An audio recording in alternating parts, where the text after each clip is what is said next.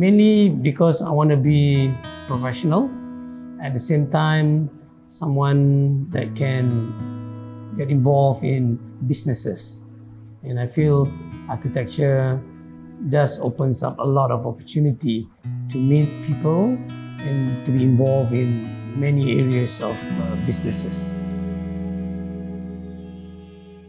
I think from when I was a little girl, because I used to like to create all these little spaces within our living room, which I can call my own. And then I also got to moving things around, furnitures around. And when my mom would come home, I would see the surprise in her face.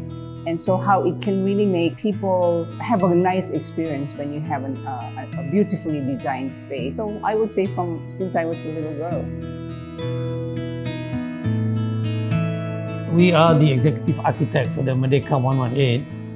They call it Merdeka 118. It's 118 story. It will be the second tallest building. In fact, it is already now the second tallest building in the world. So I think for Malaysia, it's something for us to be proud of. I think for the benefit of all, the height is actually 678.9. So it's easy to remember, 6789. So I think all Malaysians should remember that. The tower itself, in terms of symbolism, it actually represents our late Tengku Abdul Rahman Declaration of Independence, when he actually raised his hand to the sky and declared our independence.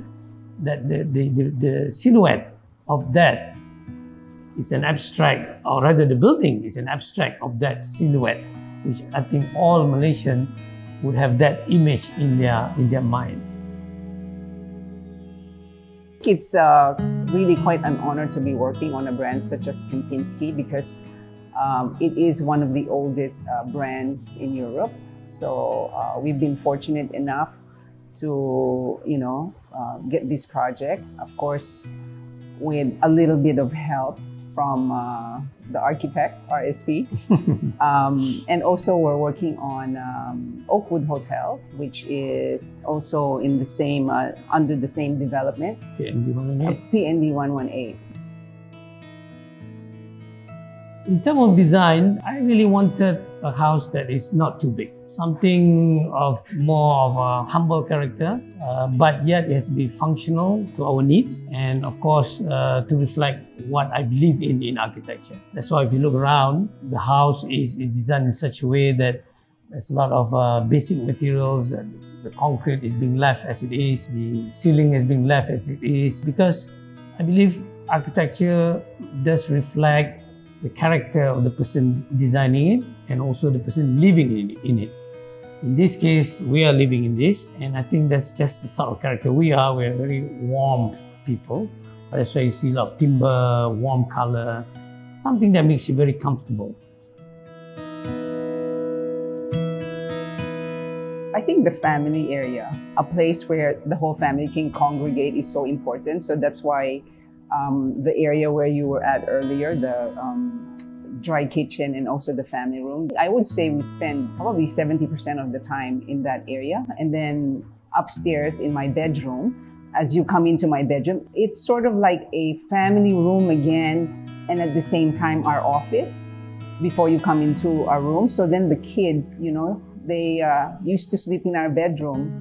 They're all gathered in that family hall that I have upstairs. So I think the family area is really quite important to me. So if you're an interior designer, make sure you marry a doctor or a lawyer. Don't marry an architect. So that's my advice.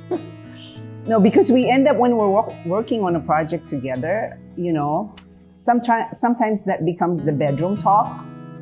And sometimes it's really not good to bring work home. But then since we do not have time to meet while working on the same project outside of home, in a way, kind of end up discussing it at home when you're already in your PJs. Yeah. So lucky clients. If you ask me, it's tough because designing architecture and ID, there is no limit of your time. It doesn't just stop at office. When you go home, you tend to think about it, you carry over your thoughts. And there's a pro and con. Maybe to the client, like what she mentioned, is an advantage because their project has been looked at again and again and again and been discussed even over time, even at home. For us, there are times when certain family times has been taken out because we have to discuss about some projects. But the only thing I think that keeps us going is just because we both love design. So it's like a hobby.